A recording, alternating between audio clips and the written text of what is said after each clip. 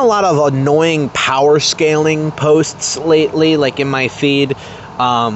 Just, like crazy stuff like, oh yeah, Kratos can defeat MUI Goku with ease and stuff. And, people always like to take all of these characters like Sonic and Kratos and overinflate every single feat they have and all of the scaling in order to make it seem like they just dog walk Goku, all so they can troll Dragon Ball fans and get rage bait and stuff and hate likes, or not hate likes, but hate views, you know what I mean? And also people who just hate Dragon Ball and love shitting on Dragon Ball will also click on those posts. But this isn't about that. This is about something that really shouldn't be a debate anymore, and I'm really tired of having to see this from people who actually claim to be like legitimate power scalers, and then they just sound like complete idiots that don't know what they're talking about, or again, are being completely disingenuous in order to fit a narrative or in order to farm hate views. And this is the case, in my opinion, with people who really claim that Kid Buu is stronger than Buuhan. This is not evident at all within the actual story, within the manga. And even in the anime, I know there's these statements from the narrator, and these statements, it's not like you ever heard of hyperbole? You know what I mean? And also, these statements are completely contradicted by other statements and by the actual events that happen in the story that the anime is presenting. See, people will argue that anime Kid Buu isn't the same as manga Kid Buu because they have different feats because of filler. Whatever. You want to claim that? Whatever. But then they will claim that that anime Kid Buu is stronger than anime Buuhan. And this is where it doesn't make any sense. So Super Saiyan 3 Goku is able to fight on par with Kid Buu. Now, people will claim that Kid Buu is suppressing his power against Super Saiyan 3 Goku, and this isn't true. And there's no evidence of this. And Kid Buu, when he fights weaker characters like Vegeta and like Fat Buu, does not does not fight competitively at their level like he did with Super Saiyan 3 Goku. If all he wants is just a good fight, then he would have an equal fight with Super Saiyan 2 Vegeta and an equal fight with Fat Buu. But what did he do with those guys? He completely whooped their fucking ass. And even in the anime, when he goes to heaven, he doesn't fight at Krillin and Yamcha's level. He completely dog walks them. The only two people that we see him fight competitively with is with Super Saiyan 3 Goku, and in a flashback, I believe he's fighting against South Kai. Is that his name? South Kai. He's the one he absorbs and becomes Buff Buu with, which, by the way, Buff Buu is stronger than Kid Buu. People also claim that's not true, which is completely stupid and dumb. But anyway, Kid Buu has only ever fought competitively with those two characters. Everybody else, he dominates the entire time and tortures them practically. So this idea that he's suppressing his power so much against Super Saiyan 3 Goku that he's fighting competitively on Super Saiyan 3 Goku's level because he's actually way, way stronger. He's like using 1% of his power and he's actually Buuhan level is fucking ridiculous, bro. It's completely retarded. It doesn't make any fucking sense. And then people will then claim that post-fusion Goku and Vegeta are actually more powerful than Buuhan and are about as powerful, if not more powerful, than base Vegito at their max powers, or at least Goku is. This is complete bullshit. There is no evidence for this whatsoever, except for contradictory, is that how you say it? But except for statements that are contradicted by the own narrative of the anime.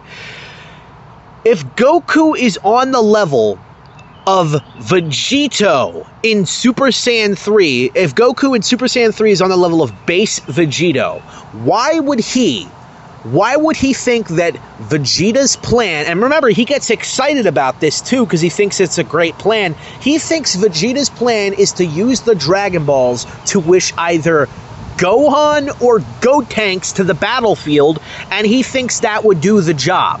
Why would Goku think this if he, a character who supposedly is on the level of base Vegito, who was dominating Buhan prior to his rage boost, by the way, how the hell would Gohan or Gotenks, who are both like Super Buu level, like Gohan is weaker than Buu-Tanks, and Gotenks is about on the same level, if not a little bit stronger than Super Buu, who also was stalling for time in that fight, waiting for Gohan.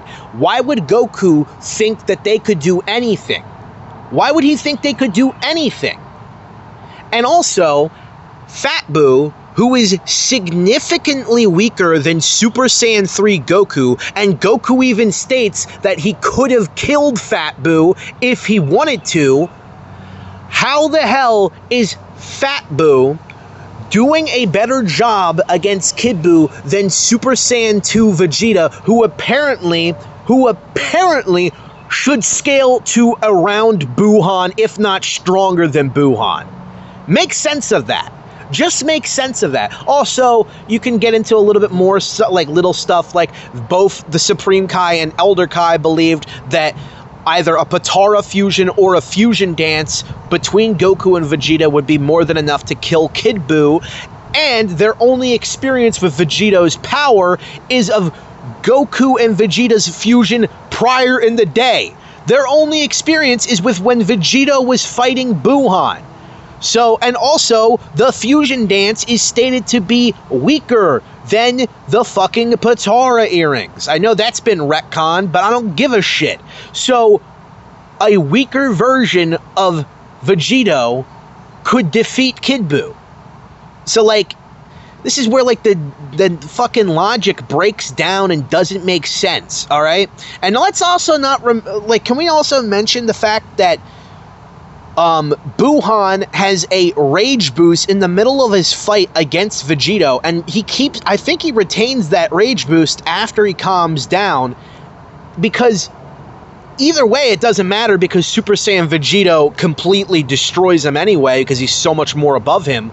But the fact that he made a suppressed Vegito start to struggle and use more of his strength, if we're to imply that Kid Buu is above that level, then that means Super Saiyan 3 Goku and Kid Buu are on the level of a slightly less suppressed Super Saiyan Vegito that was fighting Buhan, which is, again, completely ridiculous and contradicted by its own narrative. Now, let's get to this stupid Spirit Bomb bullshit, because people will go, well, Ultimate Gohan gave put his energy into the Spirit Bomb, and it wasn't enough to be able to destroy Kid Buu. Well, let's also remember the fact that the Spirit Bomb only really grew in size when everybody on Earth gave their energy.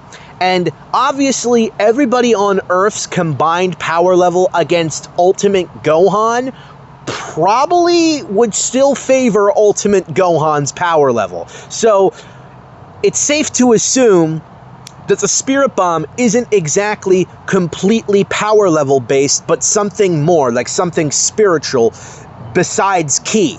So this is where, like, you have to, like, you can't really argue those types of, like, semantics and stuff, because it really doesn't make much sense. Again, narratively speaking, Goku thought that the best idea was not the Spirit Bomb, but was to bring Gohan and Gotenks to the battlefield. The only reason why Vegeta didn't do that and instead opted to use the Spirit Bomb is because he wanted the Earth to fight for itself.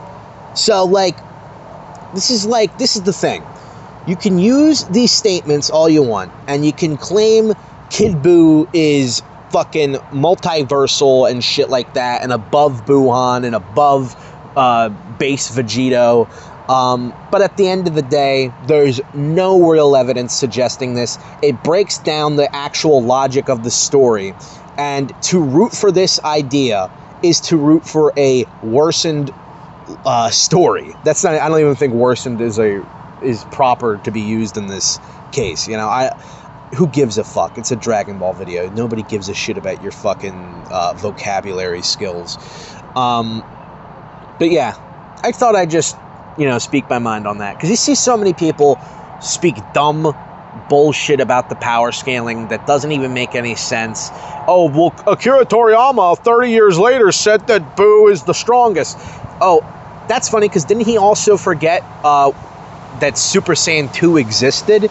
You know, it's always funny when when people shit on Toriyama's writing all the time. They shit on him and say, oh, he's so forgetful, he forgot this, he forgot that, lols. But then those same people will then argue against you and use him as this authoritative voice, and oh, no, because Toriyama said this, Well, Toriyama also retconned a bunch of stupid shit that he shouldn't have retconned. He made Goku more similar to Superman by having Goku be like in a loving family with what's her name, Gine or Gine and Bardock. Goku's mom shouldn't even exist. The only acceptable answer would have been Fasha, because, again, like Bardock, she doesn't give a shit about Goku.